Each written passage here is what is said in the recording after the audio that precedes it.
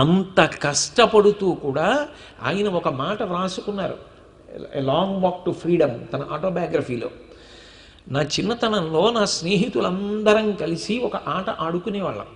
ఏమిటి ఆట అంటే, ఒక గాడిదని తీసుకొచ్చి ఒకరి తర్వాత ఒకరం ఆ గాడిద మీద ఎక్కేవాళ్ళం. ఆ గాడిద మీద ఎక్కితే ఆ గాడిద కాసేపు అలా తిరిగి వచ్చేది.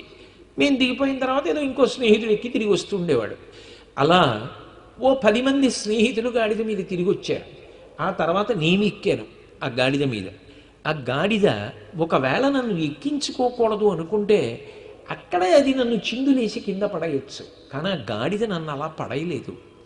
అది పరిగెత్తుకుంటూ అప్పటి వరకు మామూలుగా ఉన్న గాడిద నేను ఎక్కగానే ముళ్ళ పదంలోకి వెళ్ళి నా ఒళ్ళంతా ముళ్ళు బాగా గీరుకుపోయేటట్టుగా డొంకల్లో తిరిగి నన్ను ఆ ముళ్ళల్లో పారేసి వెళ్ళిపోయింది. నా స్నేహితులందరూ నవ్వారు. నేను ఆ ముళ్ళల్లో పడిపోయి ఒళ్ళంతా ముళ్ళు గుచ్చుకొని ఉండగా ఒక మాట అనుకున్నాను, మనకి ఇష్టం లేకపోతే అవతల వారితో విభేదించవచ్చు, కానీ చాలా దారుణంగా అవతల వారిని అవమానించవలసిన అవసరం మాత్రం ఉండక్కర్లేదని నా జీవితంలో మొదట నేర్చుకున్నాను. అందుకే నా జీవితంలో ఆఫ్రికాకి స్వాతంత్రం తేవడంలో ఎంత పోరాటం చేసినా, ఎంతమందితో విభేదించినా అవతల వారు బాధపడే రీతిలో అవమానించి మాత్రం నేను ప్రవర్తించలేదు, మాట్లాడలేదు. ఒక గాడిద చేసిన పని నుంచి నేను నేర్చుకున్న పాఠం అని రాసుకున్నారు నెల్సన్ మండేలా. అది ఓర్పు అంటే, అది సహనం అంటే. మహానుభావుడు ఎంత కష్టపడ్డాడు. ఆయన జీవితం చదువుతుంటే, ఆ లాంగ్ వాక్ టు ఫ్రీడమ్ చదువుతుంటే, రామాయణం చదివితే కళ్ళు ఎలా చెమ్మగిల్లుతాయో అలా కళ్ళు చెమ్మగిల్లుతాయి. ఆఖరి నిమిషంలో అనుమతి ఇచ్చేవారు భార్యకి. ఎట్టి పరిస్థితుల్లో ఆవిడ వెళ్ళలేదు ఇంకా రాబిన్ ఐలాండ్కి.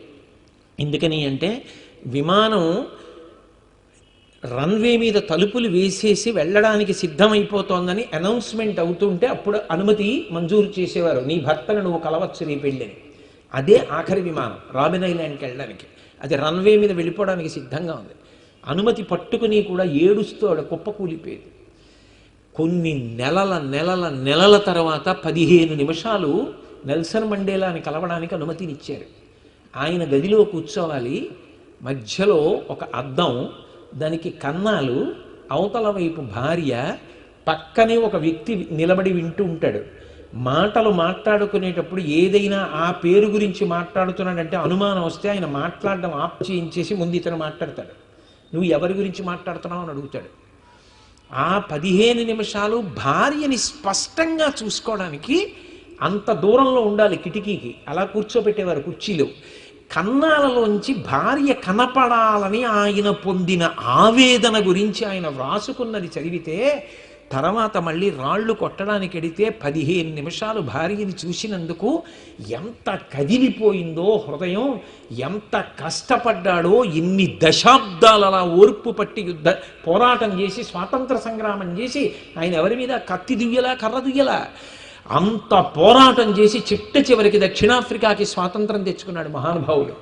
ఏమి ఓర్పు!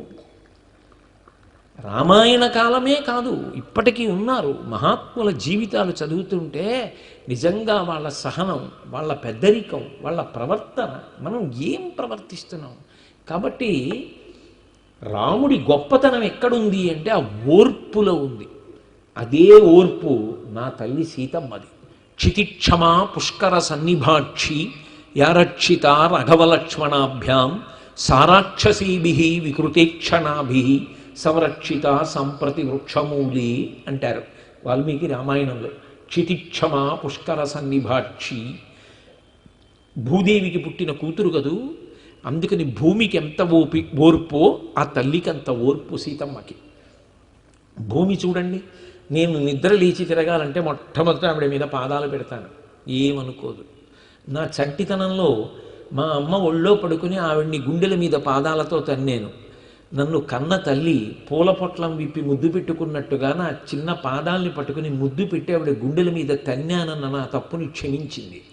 పెద్దవాడిని అయిన తర్వాత దిక్కు లేక ఆ అమ్మని కాళ్ళతో తంతున్నాను, అయినా అమ్మ క్షమిస్తోంది. ఆవిడ మీద మూత్ర విసర్జన చేస్తున్నాను, మల విసర్జన చేస్తున్నాను. నాకు అన్నం కావాలంటే నాగలి పెట్టి ఆవిడ గుండెల మీద రాపాడిస్తున్నాను. నేను ఇల్లు కట్టుకోవాలంటే శంకుస్థాపనకి గుణపం పెట్టి గొయ్యి తీసి అందులో శంకుస్థాపన చేస్తున్నాను. ఇన్ని చేసినా ఆ అమ్మ మాత్రం అన్నం పెట్టి నన్ను కాపాడుతోంది. ఊపిరి ఉన్నంతకాలం మా గురువుగారు, మా శిష్యుడు, మా అన్నయ్య, మా తమ్ముడు, మా మామగారు, మా పెదతండ్రి అని చెప్పి చుట్టూ తిరిగిన వాళ్ళు ఊపిరి అయిపోయిన తర్వాత ఎవరు ఉంచుకుంటారు? కానీ నేనున్నాను నాన్న అని చెప్పి తల్లి మళ్ళీ తనలో కలుపుకుంటోంది. అంత ఓర్పు ఆ తల్లికి, ఏం చేసినా కదలకుండా అలా ఉందే నా తల్లి సీతమ్మదా ఓర్పు అన్నారు. చితిక్షమా పుష్కర సన్నిభాక్షి, ఆవిడే తెలుసుకుంటే రామాయణం వెంటనే అయిపోయింది.